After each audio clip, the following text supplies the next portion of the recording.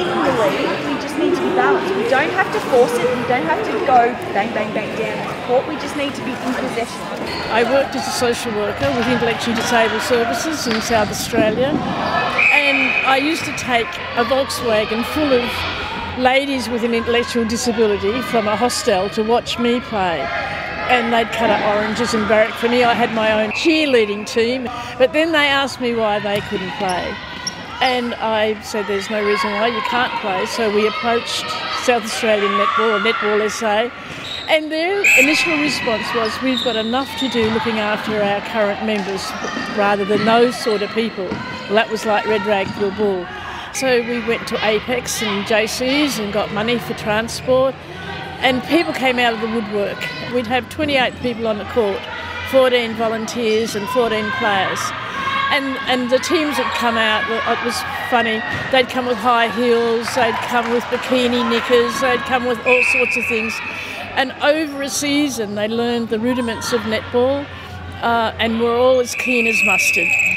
Mari was working in social work, and she travelled overseas on a grant and met with a few people over there that were looking at social inclusion through sport.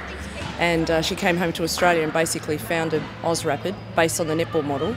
That's focusing on the person first, teaching them the skills of netball, allowing them to be accepted, and then helping them into the community. Many of the netballers back in those days, she was just telling me then that they're working full-time still, and she's helped them through a lots of different phases of their life, and it was all about being respected in the community as a netballer.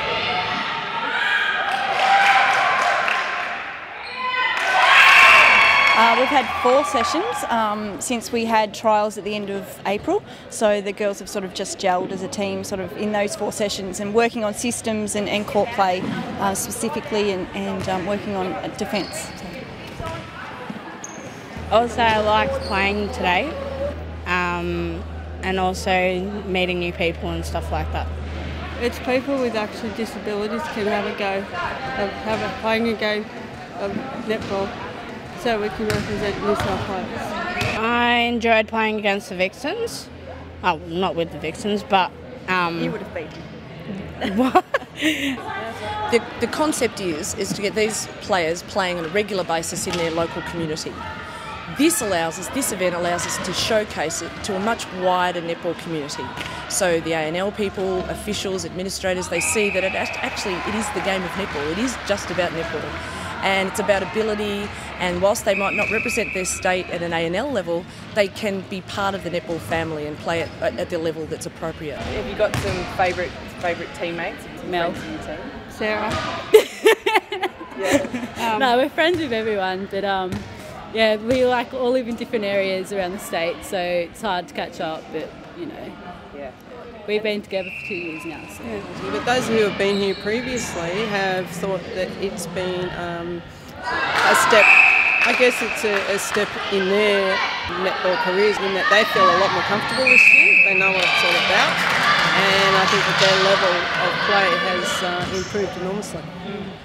No, I think it's a wonderful opportunity for these athletes, and I think it's something that needs to be pursued for the future, absolutely. I would encourage any other coaches out there who, even if you haven't had the opportunity to coach athletes with disabilities, to get out here and have a go, because it shows you a lot about yourself, and it shows you a lot about the game, and the game is in good hands at absolutely every single level of the game.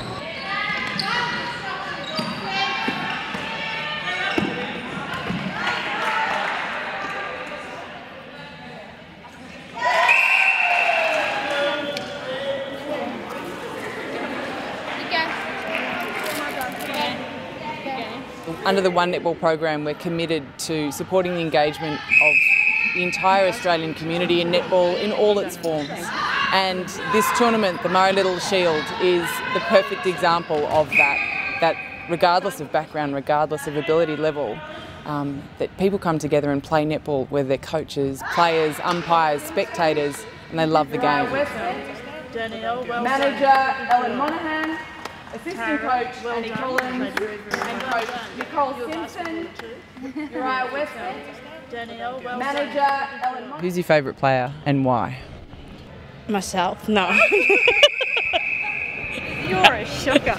No.